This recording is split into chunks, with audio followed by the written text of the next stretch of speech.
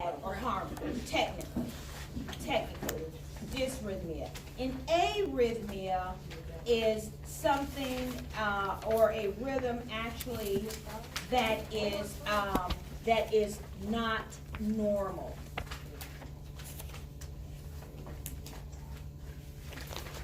Now, I'm pointing this fine distinction out to you guys is because people will use those terms interchangeably, but I just want you to understand as a scholar that technically they are not. So if you were going to use them, if you were going to define them like they were the same thing, but because we know there's a fine line between them, you really would just say, you could just say, how do I write this? You can recognize either one as an irregular rhythm, and that will cover it. Do you understand what I just did? So whether you're using arrhythmia or dysrhythmia, you wouldn't go wrong if you just say it's an irregular rhythm. But we know when we're talking dysrhythmia,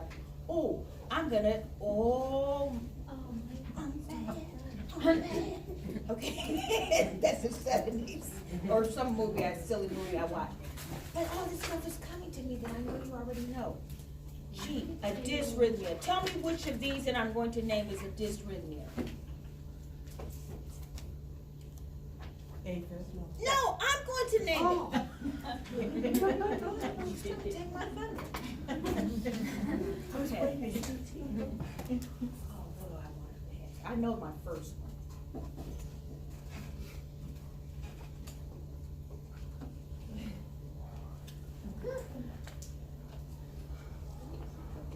Oh.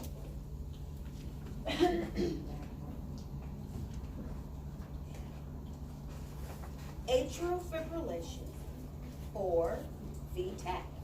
VTAC. Is it dysrhythmia? Which one is which one is definitely a dysrhythmia? Atrial fibrillation or VTAC? Atrial fibrillation. Atrial fibrillation could be classified that way. But what do you know about the heart? Now this is classic NCLEX.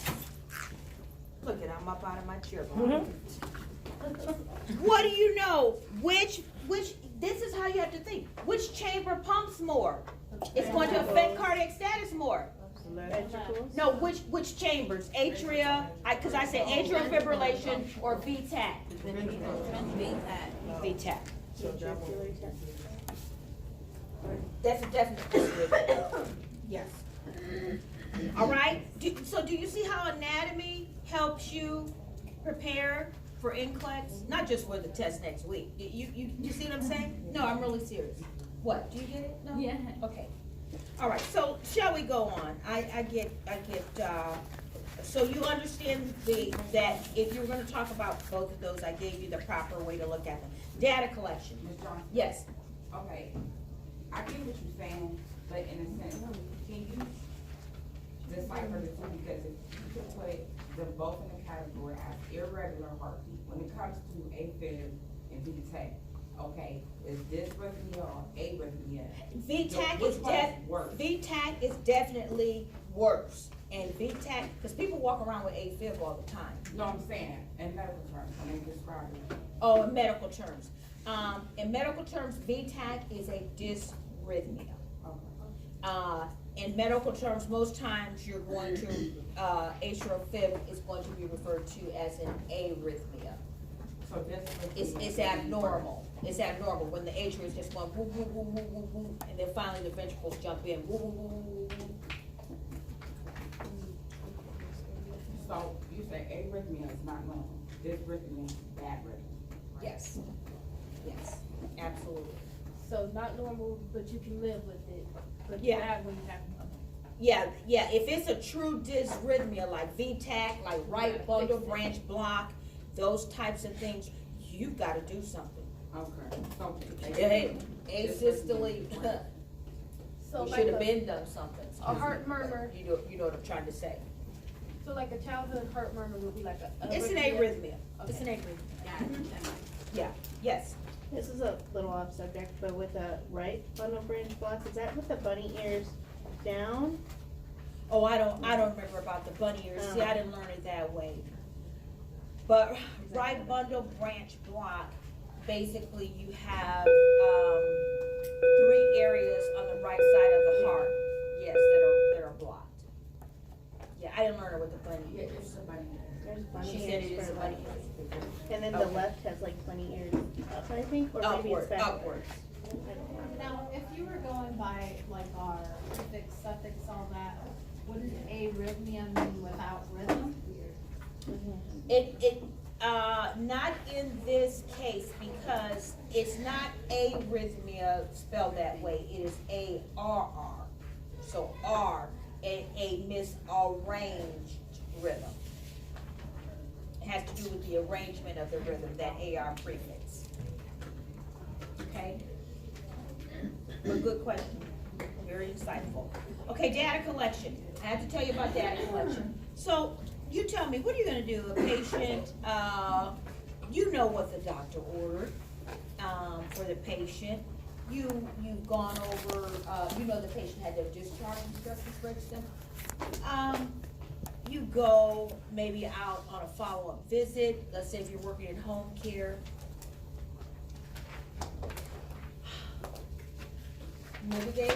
What if they aren't taking their meds? What if they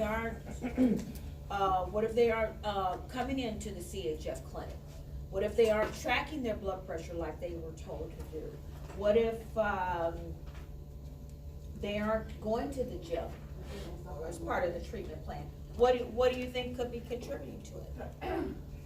Home lifestyle, what else? Depression.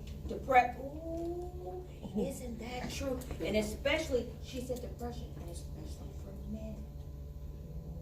Did you have a male in mind when you said it? I'm just curious.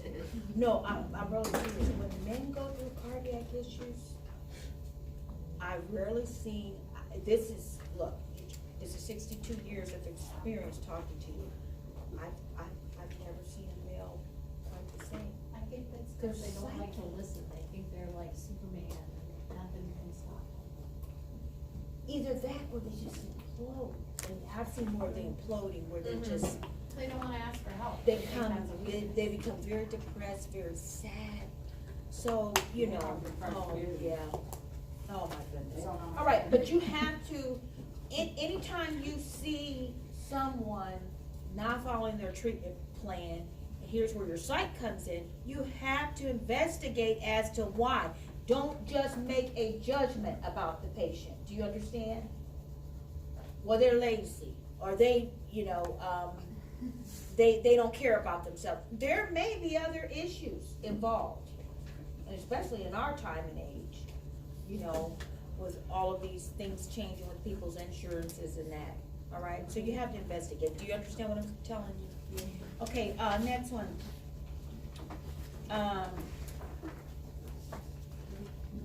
Leukemia, yes, I wanted to say just a couple words to you about leukemia.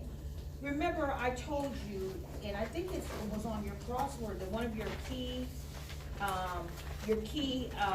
or hallmark findings with leukemia, you have that fatigue, and then you have that, the sweating, the fatigue, the fevers, and the bleeding. Okay, so I know I gave those at least as hallmarks. Now, here's what I neglected to force you to think about with leukemia. With leukemia, you have an overgrowth of which of the major 3 blood cells? White blood cells. Now, what's happening with leukemia? If you're taking notes, write this down. If you're not taking notes, write this down. Knew that was coming. I stole that off of somebody.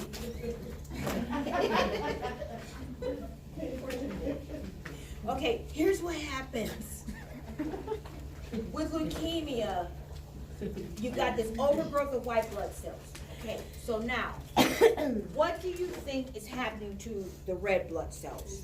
They're trying to keep up. They're trying to keep up. Are they successful in keeping up? No. So, you have that is correct. So you have an overgrowth of white blood cells, while the red blood cells, by comparison, are diminishing, the number of red blood cells. So now, look at those clinical manifestations I just gave you.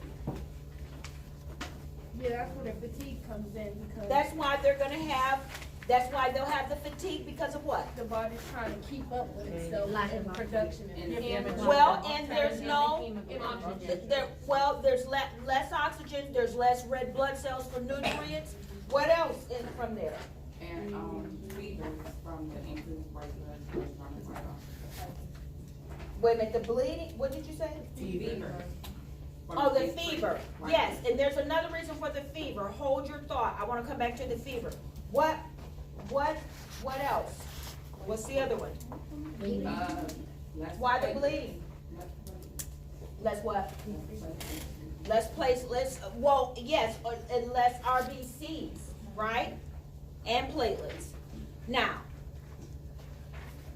so, Danica brought up about this fever. But why are we having fever? You just told me that there's an overgrowth of white blood cells. We all agree. Don't try and back out of it now. So red blood cells are fighting each other. Decrease red blood cells mean decrease, like.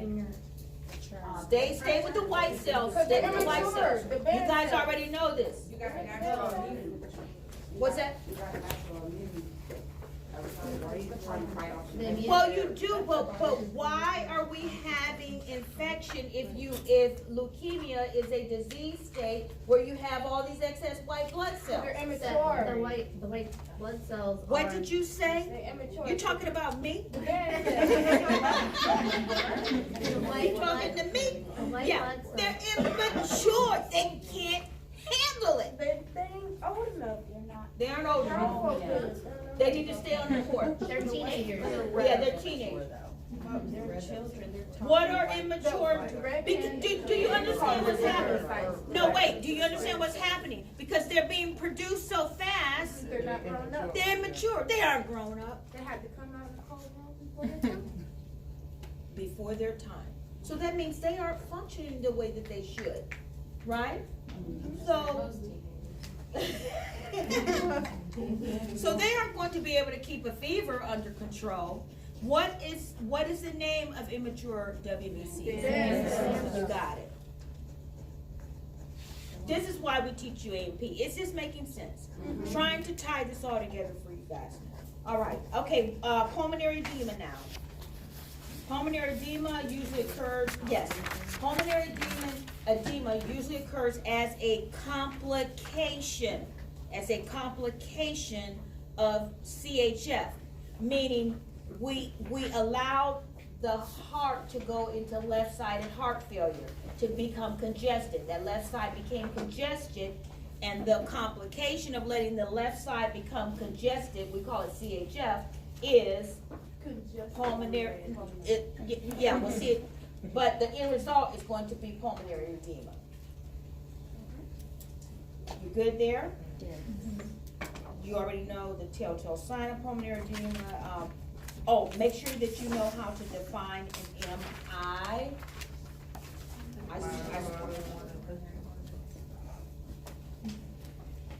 Okay.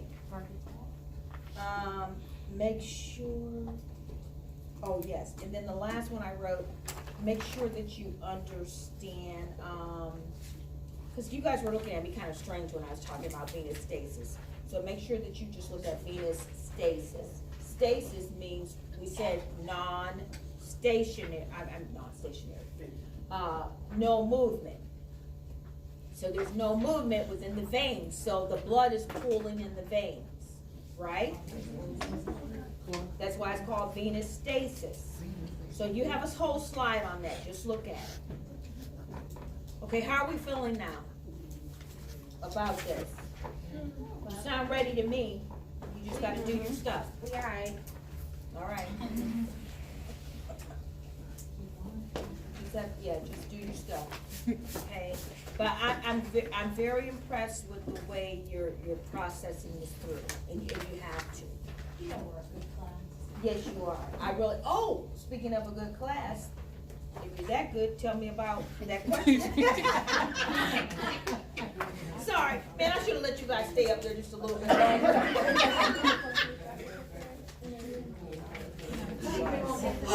Oh, we gotta get done. We have to do it. No, tell me about the question I asked. Why are people so prone to pulmonary? Oh, yeah, not everyone was in here. Because Okay, we're gonna have to come back to that question. Don't let me forget before the class ends. Why are people so prone to pulmonary embolism after surgery on lungs, bones, Yes. such as the hip? Why are people prone to pulmonary emboli? With developing that after surgery on large bone.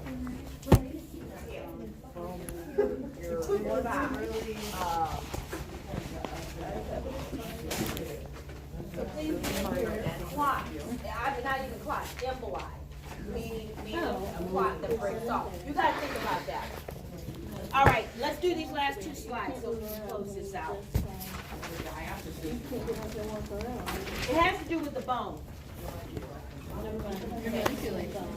The bone collector. That was a rough movie.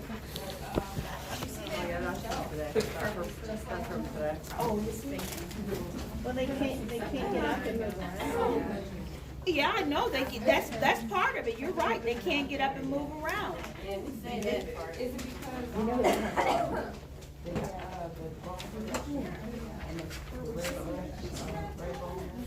What about it? Is that the only marrow? Is that the only marrow in the bone? She said maybe it has something to do with the red bone marrow. bone marrow period. Is there another marrow in the bone? Yeah. What is it? Yellow? Yellow. What about the yellow bone marrow? Yellow. That's the spongy tissue with the. It's got fat in it. Yellow bone marrow is filled with fat. Yeah, and the fat is transferred. And anytime you manipulate or have surgery on, someone has surgery on large bones, they are automatically at risk for some of those fat deposits in that yellow bone marrow inadvertently entering the surgery. Why would they inadvertently enter? Well, but it's good that you know, so you monitor, like I did that day, that guy, he was doing great, he was like in his forties, just, all of a sudden just started that, and that is always that first sign, that dry, tacky cough. It has a very distinct, and it's like they can't stop doing it. And I heard him, and I went over, I said, you okay? Mr. I can't remember his name. He said, yeah, I think so. He said, just so unusual. All of a sudden, I just started coughing. I'm like, what? Okay. Now, would somebody that has more, like this heavier, would they have more of this? Yes, chances are, yes, because their bones are going to be larger, right? So they would have, chances are, they would have more yellow bone marrow. Once again, guys, do you see how understanding and knowing anatomy helps you understand disease process? Oh, yes. All right, so, yeah, I sound like Miss Wood saying that. Okay, so let's go to pneumothorax. Here we go. I think I got that. What? Oh, never mind. We have it. Ours says detention. Life threatening. Ours starts off at etiology, that's why. It has all the what? It only starts off at the etiology. etiology. Oh, I'm sorry. Yeah. We don't have the two blanks. Because we needed more words. Okay, thorax means what? In the thoracic area. Chest. Pneumo? Pneumonia. No. Don't ever say that again. Don't ever say that again. Because There's that fist. I'm gonna hurt somebody. She said pneumonia. Well, she wasn't the only one. A couple people said pneumo means pneumonia. No, it doesn't. You learned that from day one with Mrs. Ward. Pneumo means air, people. Come on.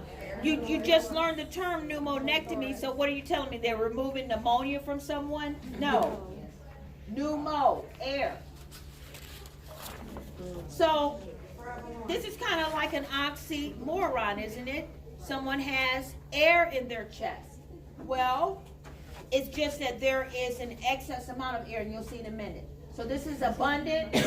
What are the words I'm going to have you circle? Rapid accumulation of air. Now, hold off on the fluid, just start for the air, because truly, if it was fluid, it's going to be called something else. So rapid abundant accumulation of air. All right, into plural. Why don't you get what? We don't have this top part, so we write. Just write it in. So just write it in. Don't be a baby.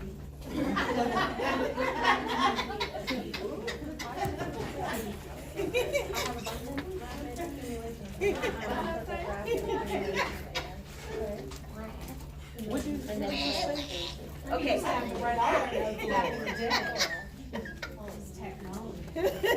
Okay, so rapid accumulation of air in the pleural space, which causes the lungs to collapse or experience, what does the patient experience? What's the A word when the lungs collapse? A. Oh, you guys can come in and do whatever. Do you need me to stop for a minute? No, you're fine. Okay. A-T-E.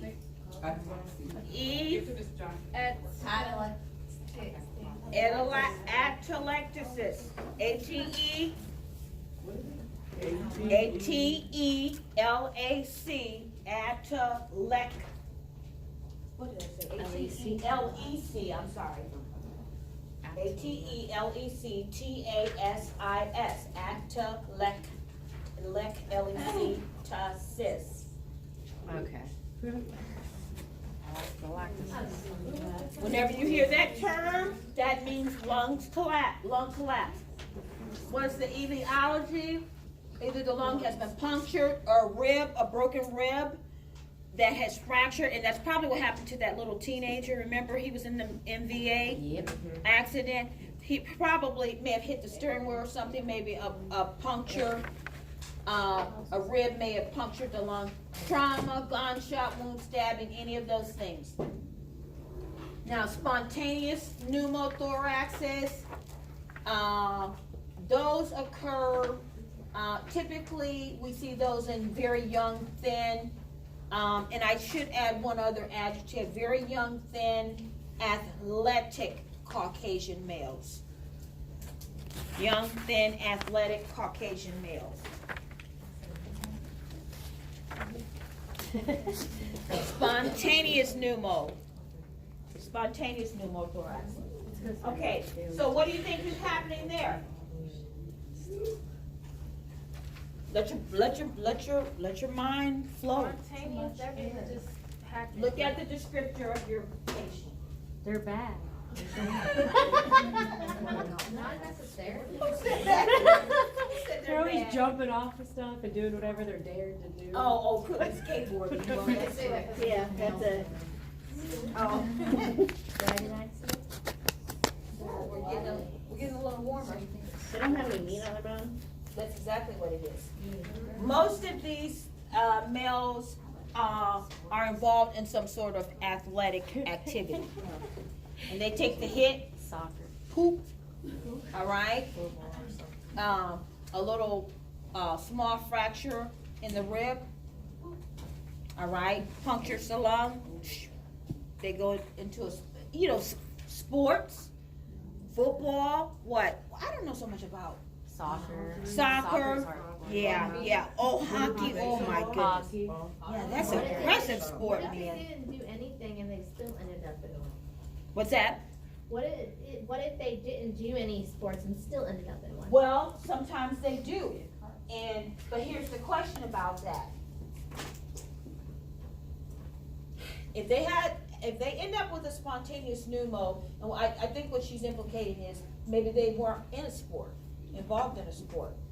But guess what probably happened? What do you think probably happened? They were there to do slow whine. It wasn't that big, it was probably just some, okay, I'm gonna use a word. INNOCOUS. It was probably just wasn't that big of a deal, an innocuous event. Could have been innocuous meaning harmful. I mean, not harmless, sorry. Innocuous meaning harmless. So maybe Keisha and I are just walking out of the classroom and we're just having horseplay and she just bumps into me. Go on, man. Go on over and talk to her. Boom, you know. And the person doesn't feel any pain. It doesn't mean that there wasn't any damage. It doesn't mean that there's an absence of damage done to the lung tissue, however minimal. Do you understand what I'm telling you? So, Mila, to get back to your question, more than likely something happened at a given time. It just took time for it to manifest. Because you just don't spontaneously pop a lung for no reason. You just don't. Okay? Now, just make sure that you understand the pain is sudden. They will have shortness of breath. And this distinguishing feature, you will hear, when someone has a pneumothorax, you will hear an audible sucking sound. Like a vacuum, all right? Because, here, what's that?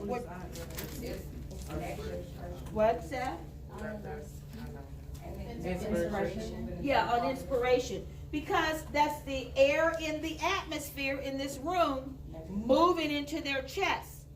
Why is the air moving? Oh, we're going all the way back to basic chemistry. Why is that all that air trying to move into their little itty bitty lung space? It's negative pressure, yes. But what do you know about molecules?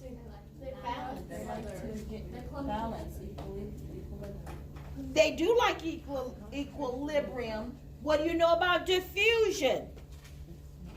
Molecules move from where to where? An area of High concentration to lower concentration. Where do you think more air molecules are? Outside. Where do you think lower ones are? Inside that pleural space. It's going straight in. Okay.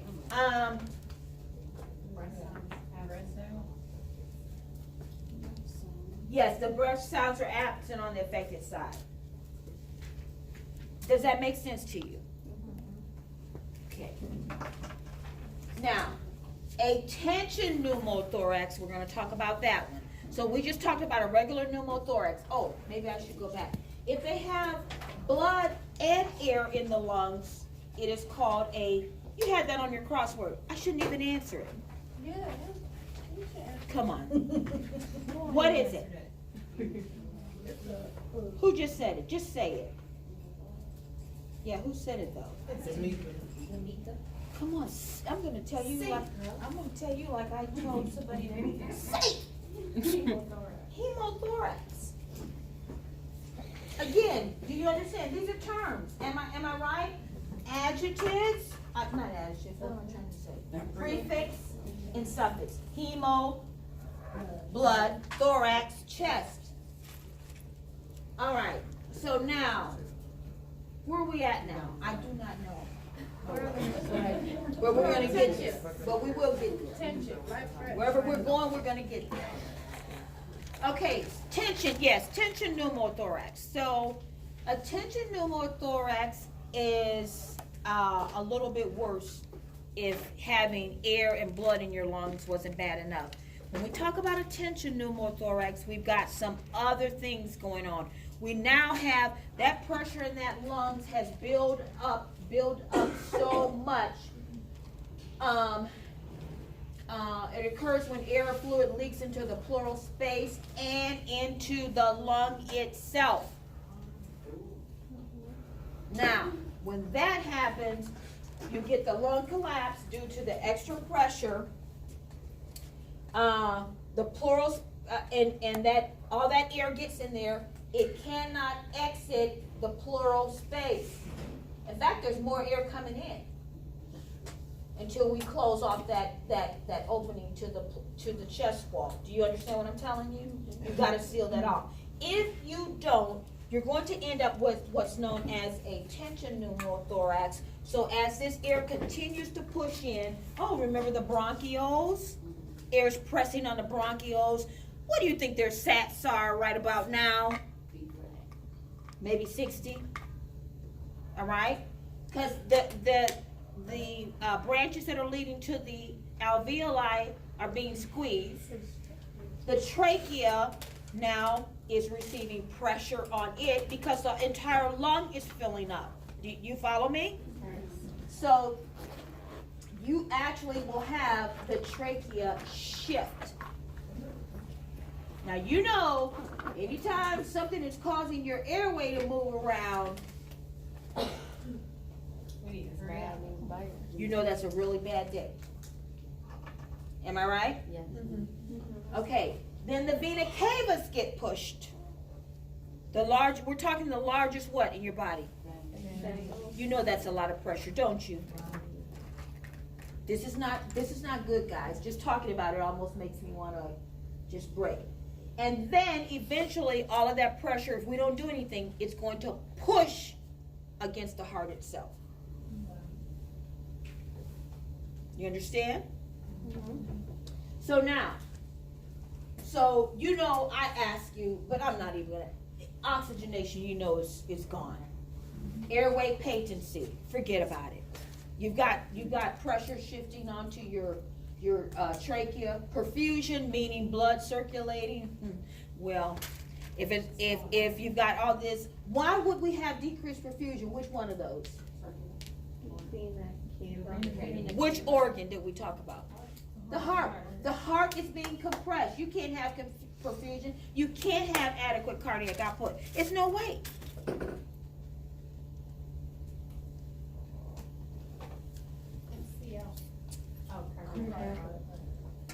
So everything decreases basically.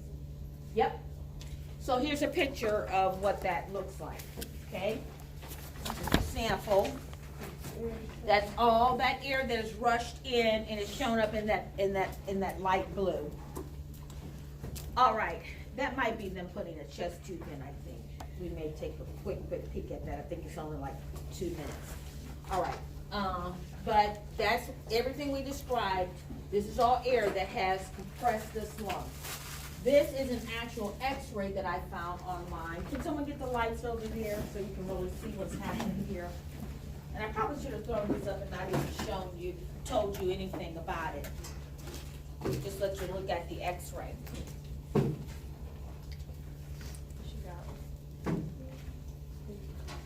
Okay, so you can see over here, everything has whited out, all right? So there's air and fluid in there of some sort. Do you see that? Over here on this side, you tell me what you see. Only one lung is visible. Yeah. What else? Everything's pushed to the side. The heart. What's pushed to the There's side? the trachea. Very good. Do you see how this person's trachea has completely deviated? Yeah, it's not even mid-strength anymore. Okay. What else do we see here? I'm trying to see if we can. Oh, well, that's just some other stuff I'm noticing about like the diaphragm and that. But you definitely have tracheal deviation. And actually, if you look at that closely, it looks like that this lung is going to be affected real soon. Can you see how that's starting to white out along the edges? Yeah. You still have a little bit of that costophrenic sharp angle that I told you about. But a little bit, but over here, this is already being blunted out. The heart cage, or what we call mediastinum, that's being pushed this way in the opposite direction, pushed over towards the right, even though the heart's supposed to be on the left. Okay. Some gas here, but that's minor compared to what we're looking at up top, right? Yes, How long, say if somebody got in a car accident, that happened, how long would it be before they pass, if that happens? you know, anytime you have deviation of an airway, you know, you're talking minutes here.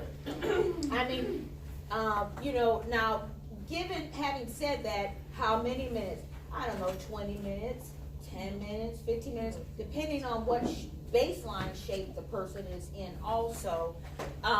But usually what you're gonna do is get an airway, and you know airway is always number one, and then they're probably going to go ahead and, or what do I wanna say? Get a chest tube to start deflating that area. It's like 1, 2, 3, it has to be automatic. Does this make sense? Are you sure? Yes. Okay. So you would recognize hopefully that I hope you never do see it on an x-ray. All right, is that our last slide? No, we have pulmonary edema. Miss Johnson. We gotta speed up. I'm gonna make this real fast. Miss The next one, I Johnson. don't know, pulmonary edema. Okay, pulmonary edema, you already know about it. It's heart pump failure. You already know, the left ventricle is not, pushing the blood out. Yeah. You know the patient will complain of a sensation of drowning because they are drowning. Oh, sorry guys, on that other side. Pink frothy sputum, you know that. And finally, we already talked about cystic fibrosis yesterday. And so just from this slide, I told you, how do people get it? It's genetic. What two primary organs does it affect? Lungs and what? Look at your, It affects the lungs, the lungs and the pancreas. All right, and the pancreas creates your digestive enzyme, so they don't metabolize fats well, so they have to, remember we talked about the fatty stools? So you have what you need to know, so just make sure you're very familiar with cystic fibrosis. Okay, anyone have any questions? Yes? With the, the tension pneumothorax, I think a previous teacher of mine had mentioned that you can actually see. Oh, you can see the deviation, yes. You don't even need an x-ray. Someone will be sitting there and their trachea is way over here. Oh, yes. All right, very good. I think you guys sound very well prepared.